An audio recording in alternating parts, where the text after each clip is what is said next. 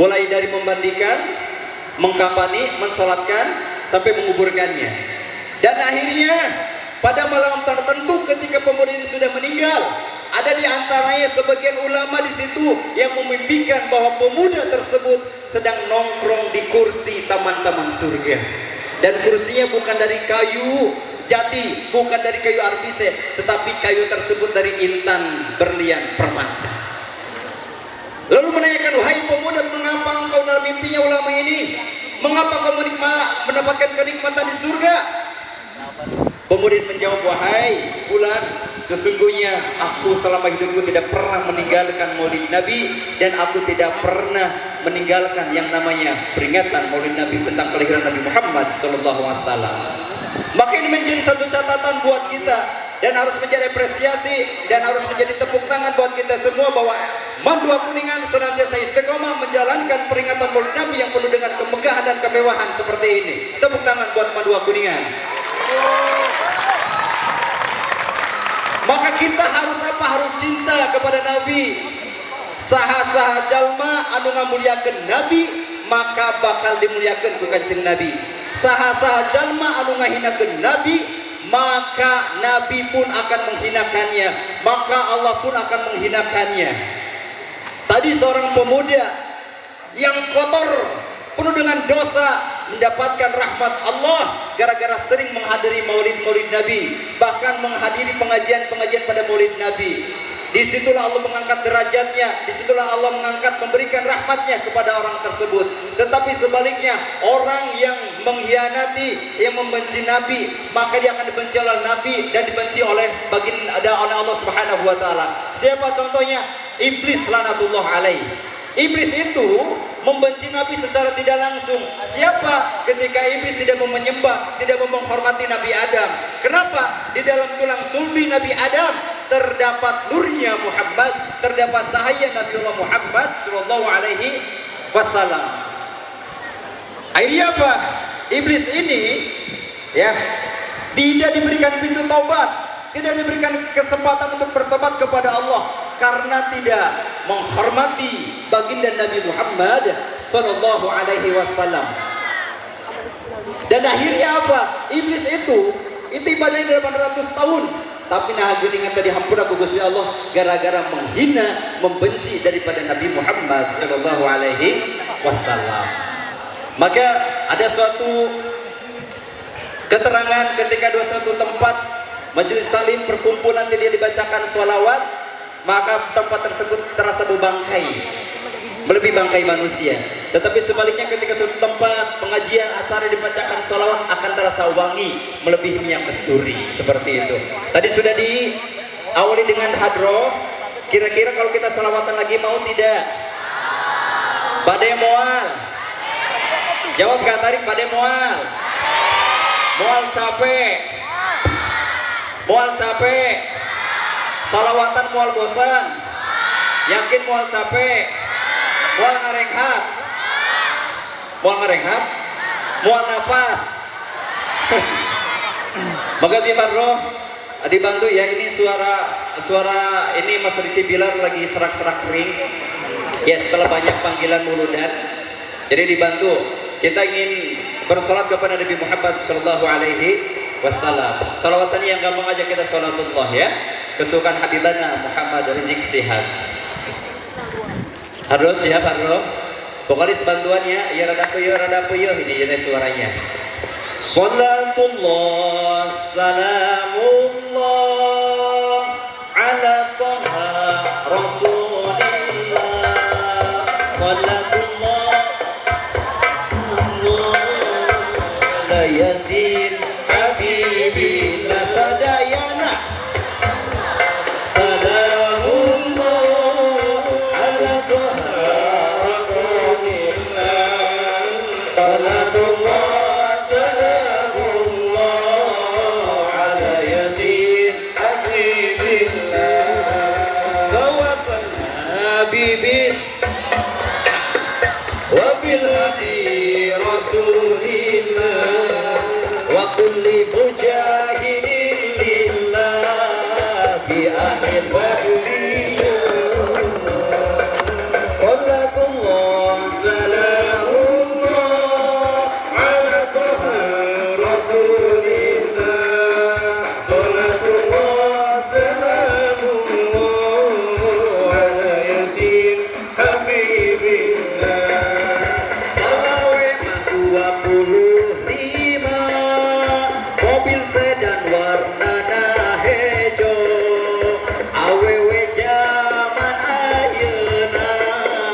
bisa dan bisa. Salatullah salamu ala Nabi Muhammad. Semoga Allah menurunkan rahmat hidayah kepada kita semua. Allah berikan panjang umur kepada guru-guru kita semuanya. Sekarang aku pengen melihat kekompakan daripada siswa-siswi Madua Kuningan. Sekarang yang baca sholawatannya perempuan dulu, yang merasa laki-laki diam. Ya, perempuan yang merasa awal silakan baca sholawatannya. Siap? Ibu guru boleh ikutan, ibu guru juga yang merasa di kerudung. Laki-laki jempeh lah cicing yang merasa laki-laki. Siap ahwat, siap? 1, 2, 3, sholatullah.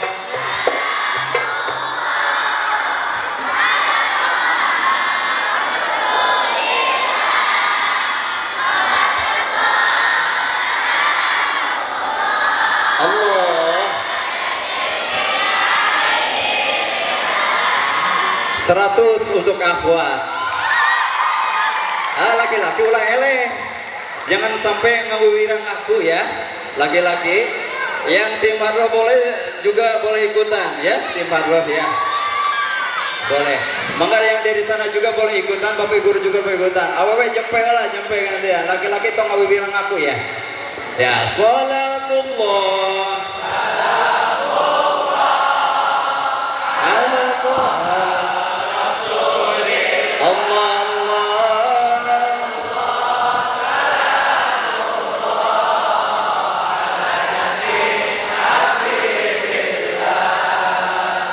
laki-laki basnya dapat, ekonya dapat, kekompakannya dapat 130 buat laki-laki. Temona, jangan temona gitu. Kenapa perempuan? Karena bagaimanapun laki-laki tidak akan terkalahkan oleh perempuan. Laki-laki laki-laki tidak akan terkalahkan bagaimanapun juga. Setuju? Awak setuju tuh? Kalau aku bahagia. Ya udah, aku biar adil. Sekarang tadi kan selawatan, sekarang baca Quran, mengetes ya. Perempuan dulu, perempuan mohon dilanjutkan ya. Lanjutkan bacaan ayat suci Al-Quran oleh yang saya bacakan ini. Laki-laki jempeh lah ya. Katanya nggak mau terkalahkan sama laki-laki. Bismillahirrahmanirrahim. Muhammadur Rasulullah walladzina ma'ahu asyidda'u 'alal kuffar. Teruskan. Sadaqallahul adzim. Dan laki-laki bagaimanapun juga dia akan bisa menjawabnya dari apa yang saya bacakan. Siapa laki-laki? Bismillahirrahmanirrahim. Inna a'tainakal kautsar.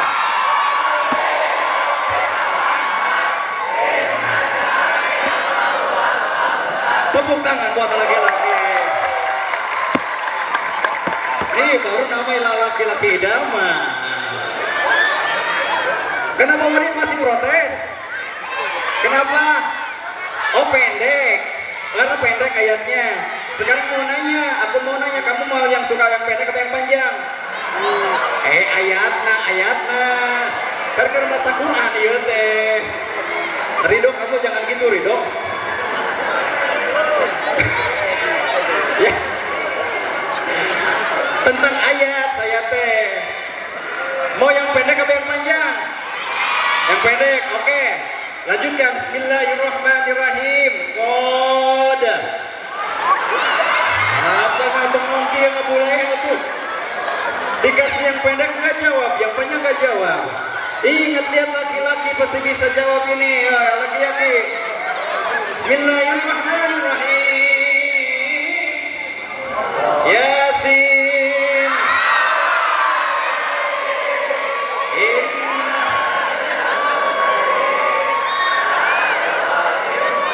Sadaqallah.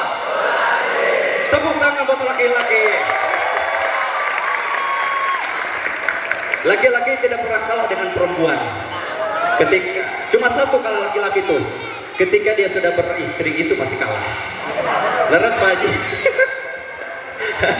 sehebat-hebatnya laki-laki, seganteng-gantengnya saya, ya. Ketika berhadapan dengan seorang istri saya itu, mohon mangga dipayun. Gitu. Allah sholli wa sallim wa barik. Lanjutkan. Ya, lanjutkan kali deh sholawatnya. Salatullah salamullah ala Toha Rasulillah. Salatullah salamullah ala Yasin Habibillah. Salatullah salamullah ala Toha Rasulillah. Suara yang keras, akhwat, ikhwan yang keras suaranya. Ala Yasin, berzikir kepada Allah. Subhanallah walhamdulillah wala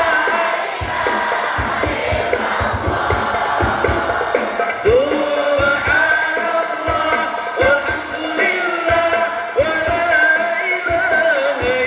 Sebut nama Allah yang keras.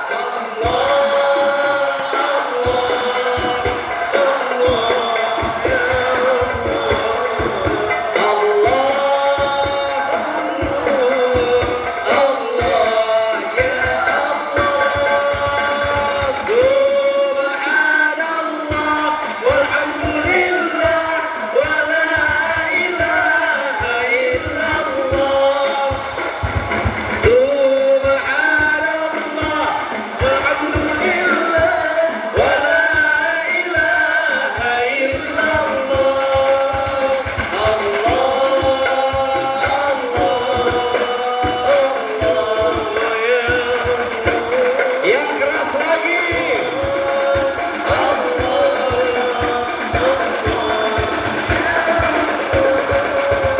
Aku cinta padamu ya Rasul. Aku rindu padamu. Aku sayang padamu. Aku kangen siapa? Kangen padamu. Salatu Allah.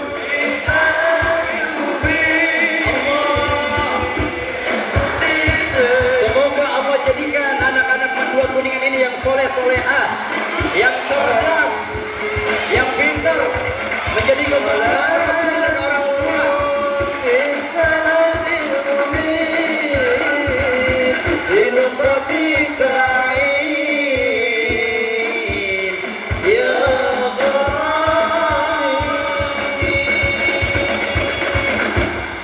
Semoga dengan berkahnya sholawat Allah berikan harta yang berlimpah kepada kita, sehingga beli tanah, kabeli imah, bisa mangkat ke Mekah, pacarnya bertambah, dan lagi keaminan mual, awal jaminan. Allahumma sholli wa sallim wa barik. Yang kedua, hikmah dari Maulid Nabi Muhammad SAW sebagai pencintaan kita adalah bagaimana pengorbanan para sahabat Nabi. Dikisahkan bagaimana Rasulullah SAW ketika membersamai Rasulullah dalam hijrahnya, kemudian berhenti di gua naon? Jawab, gua Sur. Berhenti di gua tersebut dan Rasulullah merasa kelelahan, merasa kecapean. Akhirnya oleh Abu Bakar, ya Rasulullah, seandainya engkau ini dalam keadaan lelah, silahkan engkau tidur di pangkuanku. Akhirnya Rasulullah tidur di pahanya Abu Bakar. Begitu Rasulullah tertidur, lenyap, lelap. Lamun orang mameurang tidur nate tibra, kalau bahasa Ciawinya. Abu Bakar Siddiq meneteskan air matanya, sakat salah, dua salah, membasahi pipi baginda Nabi Muhammad sallallahu alaihi wasallam. Terbangun Rasulullah, kemudian ditanyakan oleh Rasulullah kepada Abu Bakar, "Ya Abu Bakr, kenapa engkau menangis?" Kenapa engkau meneteskan air mata wahai Abu Bakar? Ya Rasulullah, sesungguhnya kenapa aku menangis ini karena kakiku dipatuk oleh kalajengking, digigilku kalajengking. Sehingga apa? Ketika Abu Bakar ini melihat Rasulullah tertidur pulas, tidak ingin membangunkan Rasulullah dan menahan sakitnya daripada yang dirasakan oleh Abu Bakar. Begitu cintanya Abu Bakar kepada Rasulullah sampai dia tidak mau membangunkan, karena tidak ingin membangunkan Rasulullah yang dengan kecapean. Nah, itu perjuangan Abu Bakar yang perlu kita pelajari bersama, yang harus diterapkan bagaimana kecintaan ini tertumbuh. Ya, kecintaan ini membuktikan, diperjuangkan dengan Rasulullah SAW. Maka cinta yang hakiki itu adalah cinta yang benar-benar diperjuangkan dan dibuktikan. Iwan akhwat, cinta kepada Rasul, cinta kepada Rasul. Apa bukti perjuangan kita kepada Rasul? Apa bukti cinta kepada Rasul? Karena hakikat daripada cinta itu bukan sekadar ucapan. Ya, cinta itu cinta itu bisa hadir tanpa sebuah alasan. Maka apa? Sebaik-baik cinta adalah cinta yang diperjuangkan dan cinta yang dibuktikan. Dan ini dibuktikan oleh para sahabat-sahabat Nabi. Terlebih kepada perempuan-perempuan, kalian harus membuktikan cintanya kepada Rasul. Jangan hanya membuktikan cinta kepada lawan jenis. Begitupun laki-laki, kalian jangan mudah gampang mengucapkan I love you kepada perempuan. Ya, percuma kalian mengucapkan I love you di sini. Ada di sini yang suka bilang I love you, ada? Laki-laki yang suka bilang I love you KWW ya? Yang ahwat ada yang suka bilang I love you, ada? Dimana budaknya? Laki-laki dan perempuan, khususnya Ikhwan Akhwat Mandua ini, jangan mudah mengucapkan I love you. Kadang ada ya, I love you, you love I, and you lap-lap. Itu namanya lap-lapan biasa. Tetapi bagaimana cinta kita beritahukan kepada Rasulullah? Jangan sampai kita membatasi cinta kita kepada Rasul karena cinta kasih sayang kita kepada seorang pasangan. Apalagi perempuan ini, ya. Ini satu fenomena Pak Kepala Madrasah. Perempuan itu cintanya itu lebih besar daripada laki-laki. Ya, cintanya perempuan itu lebih besar daripada laki-laki. Dan tingkat laki-laki itu lebih kecil tingkat cintanya daripada perempuan.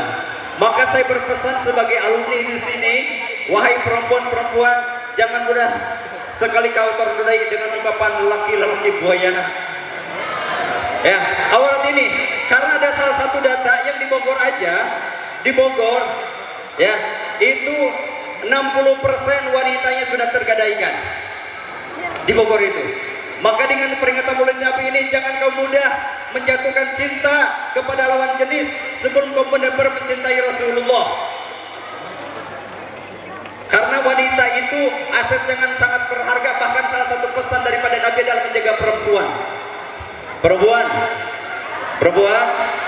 hei perempuan, jangan mudah tergadaikan oleh laki-laki. Jadi kalau misalnya ada laki-laki yang bilang I love you, jangan percaya. Percuma laki-laki bilang I love you kalau tidak bisa membawa ke penghulu. Ya, percuma laki-laki yang sering memberi coklat kalau tidak mau memberi seperangkat alat sholat. Ya, laki-laki jangan seperti itu. Karena cintanya perempuan itu tulus, lagi-lagi cintanya perempuan itu tulus. Betul tidak? Perempuan itu kalau dia dikhianati, dia itu akan terus mengingatnya. Ya, perempuan itu maka dalam bahasa Arab kata Ustaz Danu ini, ya, al-mar'atu kal mir'ah, perempuan itu bagaikan cermin, bagaikan kaca. Perempuan itu ketika disakiti, ya, itu bagaikan kaca. Tahu kaca, cermin, ketika dilempar pecah tidak?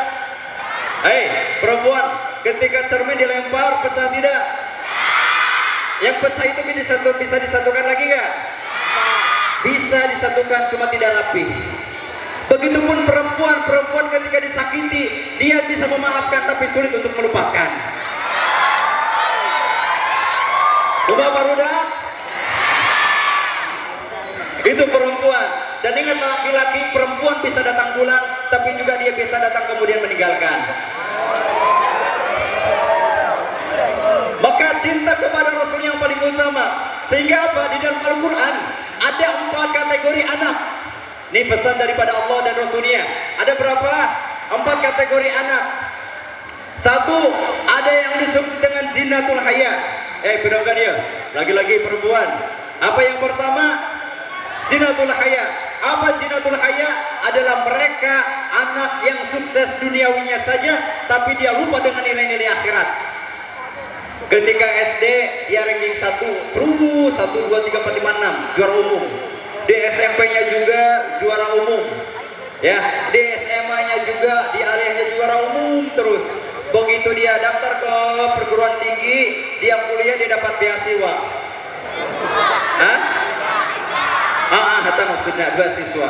Akhirnya apa? Kuliah nilainya comblot. Ya. Komlut.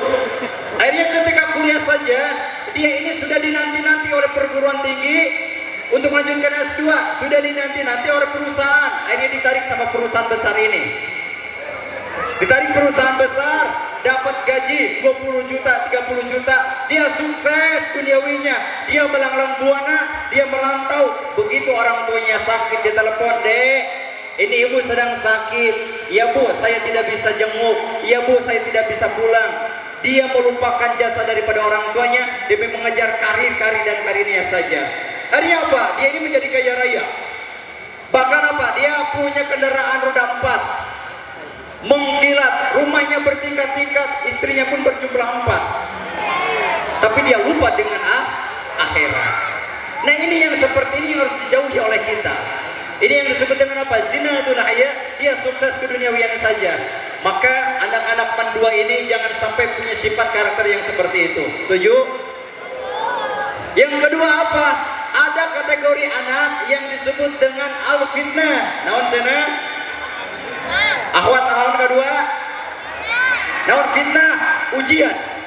Ujian bagi dirinya, ujian bagi keluarganya, dan ujian bagi tetangganya. Apa karakter anak al-fitnah ini? Dia yang senantiasa tidak patuh kepada Allah dan Rasulnya. SD kene geus ngarokok. Ya. SD kene geus ngarokok. Dan seperti ini, ngarokok nanti dari mulai suhutru, seong, jarum coklat, ya. Gudang galang filter, terus karena ese, magnum, sampurna mil, segala dicobaan ke SD kene. Enu sadari jika pelaku jika ya. Maka perempuan-perempuan jangan kamu cintai laki-laki yang masih seperti ini, ngerokok ini nggak boleh ya. Akhirnya apa? Ketika SMP-nya bukan yang ngerokok nikat, minum-minuman khamar, asoka, ciu, kopi miring, bir, cap orang tua, teboga duit, ku komik. Ya, naon deui? Jam-jam. Naon deui? Teh jus. Kaciri pisan mararatna. Dia SMP mabok-mabokan, begitu SMA dia meningkat lagi, bukan hanya ngerokok, bukan hanya minuman khamar, bukan hanya minuman keras, tapi kepada obat-obat yang terlarang. Akhirnya apa? Karena banyak zat nikotin di dalam perutnya, akhirnya terjadi komplikasi. Komplikasi, sakit dia itu. Akhirnya dia dibawa sama orang tuanya ke puskesmas. Itu maksudnya. Dibawa ke puskesmas, gak kuat, gak ada obatnya, gak ada alatnya, dibawa ke rumah sakit. Yang di sana rumah sakit 50 obat. Rumah sakit 45. Akhirnya apa? Dia dirongsen, dibawa ke rumah sakit. Kata pihak rumah sakitnya, ini sudah parah penyakitnya, sudah parah. Ibu, iya si ade penyakit tos parah. Di dieu mata aya alatna, teu aya obat-obatan, susah untuk menangani. Silakan bawa ke rumah sakit yang di Bandung, Hasan Solihin. Bapak Ji? Wah, iya nanya kakana ieu mah Hasan Solihin. Akhirnya apa? Diperiksa dan segala macam. Ternyata anak ini, ibu punten, mohon maaf, anak ibu sudah terlalu banyak zat-zat yang tidak baik di dalam perutnya, sehingga anak ini harus dikoperasi, ibu. Apa? Eta maksudnya eta. Dioperasi. Apa yang terjadi? Ibunya dengan biaya kaditu kadieu, ngawiwirang keluarga, ngawiwirang saudara, yang seperti itu. Dan tidak sedikit kemarin tuh di Cirebon, seorang anak SMA ketangkap polisi gara-gara ikut tawuran, gara-gara ikut demo, tawuran segala macam. Tapi alhamdulillah sepanjang saya hidup dan mengenal teman Dua Kuningan, tidak ada siswa-siswi yang tawuran. Tepuk tangan buat teman Dua Kuningan. Baru dah sore-sore semua. Ya. Nah ini yang kedua, kata Allah ada sebut fitnah, maka kalian harus bisa menjaga fitrah daripada seorang anak yang taat kepada Allah dan taat kepada Rasul. Kalian harus bangga dikenalkan dengan nilai-nilai agama di sekolah ini. Ya. Kemudian yang ketiga apa? Yang ketiga anak yang disebut dengan al-aduun. Apa aduun itu? Aduun adalah musuh bagi orang tuanya. Apa maksudnya musuh? Mereka anak-anak ini yang senantiasa melawan pada orang tua. Hei, halo. Di Purworejo ada seorang remaja yang tega membunuh bapaknya gara-gara tepang meserkan motor F1. Terang motor F1? Naon Satria gitunya? Hah? Benar Satria? FU? Oh, sarua kene. Dia tega membunuh bapaknya gara-gara tidak membelikan motor tersebut. Dan itu kategori apa? Kategori anak yang menjadi musuh bagi orang tua, otomatis musuh bagi Allah Subhanahu wa ta'ala.